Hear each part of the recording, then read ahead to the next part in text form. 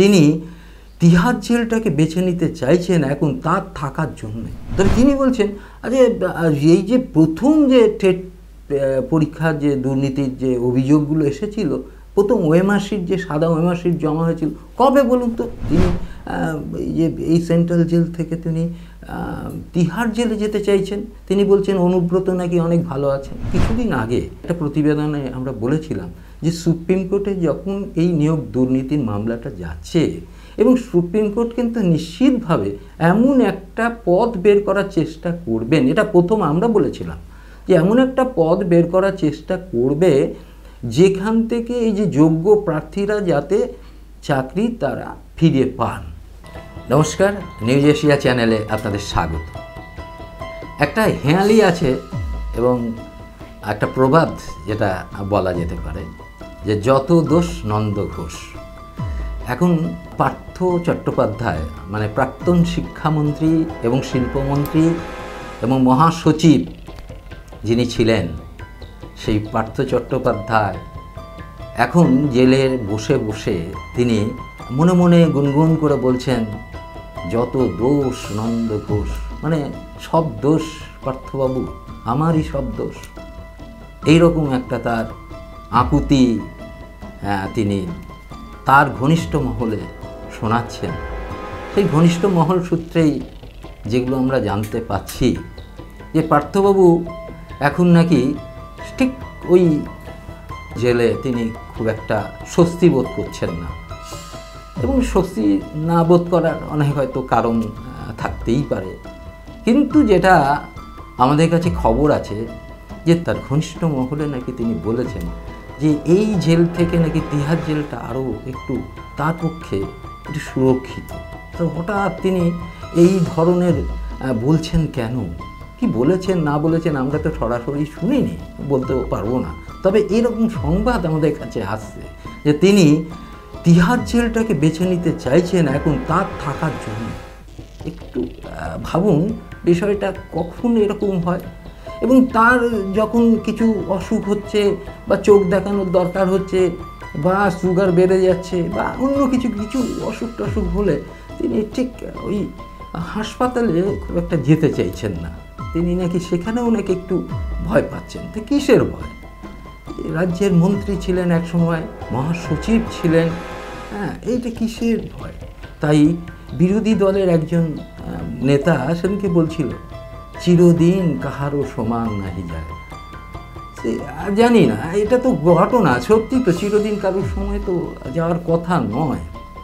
এখন পার্থবাবু এইরকম হঠাৎ তার ব্যাপারটা হলো কেন? পার্থবাবু তার ঘনিষ্ঠ মহলে বলেছে সব আমার উপরে দোষ দেওয়া হচ্ছে, এটা কি ব্যাপার?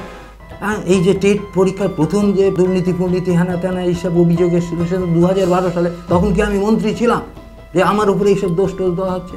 তিনি নাকি খুব ঝেঁকে মেঁকে এরকম একটা নাকি বলেছেন, তার ঘনিষ্ঠ মহল থেকে আমরা যেটুকু জানতে পারছি। অনেকে মনে করছেন যে পার্থবাবুর মাথার কোনো প্রবলেম হলো কি না, মানে সব কিছু ঘুরে টুরে যাচ্ছেন কি না, কী বলতে কী বলছেন, এসব হতে পারে।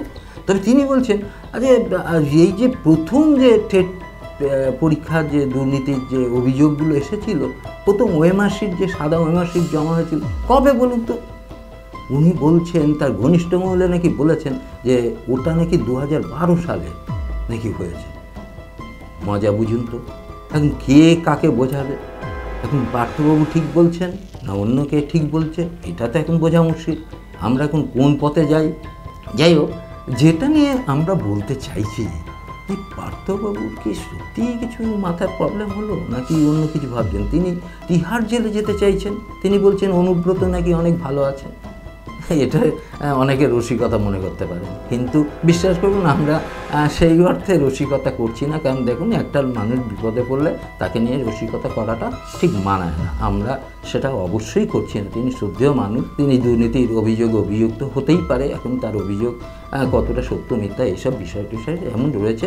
পাশাপাশি তিনি বারবার কথাটা অনেকের সঙ্গে, তার ঘনিষ্ঠর সঙ্গে অনেকের সঙ্গে বলেছে যত দোষ নন্দ ঘোষ, মানে সব দোষ আমার ঘাড়ে চাপিয়ে দিয়ে যেন কারা একটা সরে যাওয়ার চেষ্টা করছে, সব দোষ আমার। আরে বাবা, তার যেই আকুতি, তার এই যে কথা নাকি কেউ শুনছে না, এরম একটা ব্যাপার।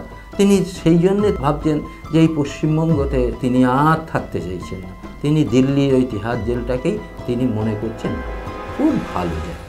আরেকটা জিনিস দেখুন, আমরা যা বলি কিছু কিছু যে খেটে যায় না এবং খাটে, এবং অধিকাংশ ক্ষেত্রে সেটা কিন্তু লক্ষ্য করবেন। আমরা কিছুদিন আগে একটা প্রতিবেদনে আমরা বলেছিলাম যে সুপ্রিম কোর্টে যখন এই নিয়োগ দুর্নীতির মামলাটা যাচ্ছে, এবং সুপ্রিম কোর্ট কিন্তু নিশ্চিতভাবে এমন একটা পথ বের করার চেষ্টা করবেন, এটা প্রথম আমরা বলেছিলাম যে এমন একটা পথ বের করার চেষ্টা করবে যেখান থেকে এই যে যোগ্য প্রার্থীরা যাতে চাকরি তারা ফিরে পান। এ কথা কিন্তু প্রথম আমরা বলেছিলাম, এবং বলার জন্য আমাদের প্রচুর গালাগালি শুনতে হয়েছে।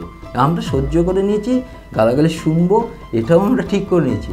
কিন্তু বিষয় যেটা যে হ্যাঁ, এটাও ঘটনা।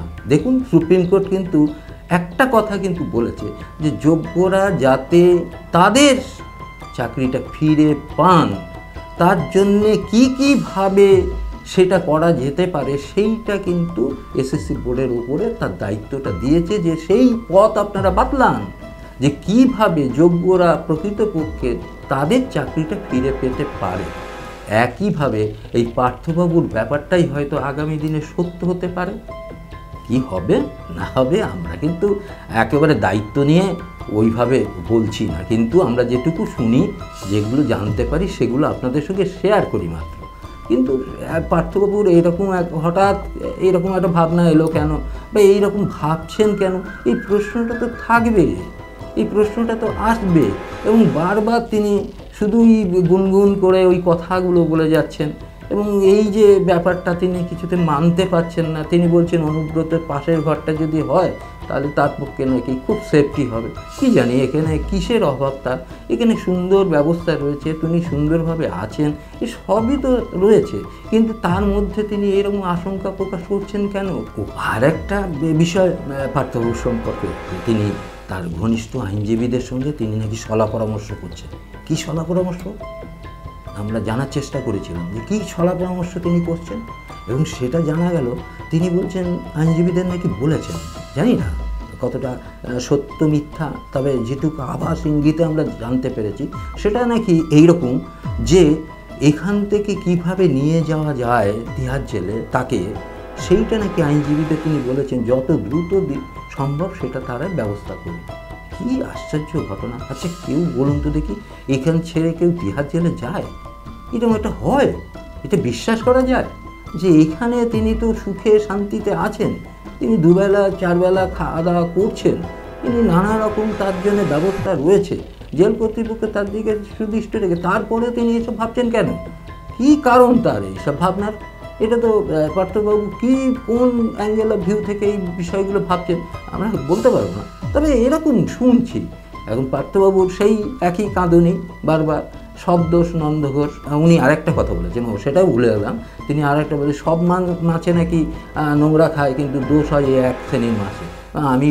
আমার উপরই সব দোষটা দেওয়া হচ্ছে, কিন্তু অনেকেই অনেক নোংরা খেয়েছে, কিন্তু তাদেরকে সেভাবে দেখা হচ্ছে না, নাকি তাকে দেখা হচ্ছে, এসব তার নাকি অভিযোগ। তিনি তার যে কাছের মানুষ তাদের নাকি তিনি এসবগুলো শেয়ার করেছেন, এবং সেখান থেকে আমরা কিছু কিছু জানতে পারছি, সেইগুলোই বলছি আর কি।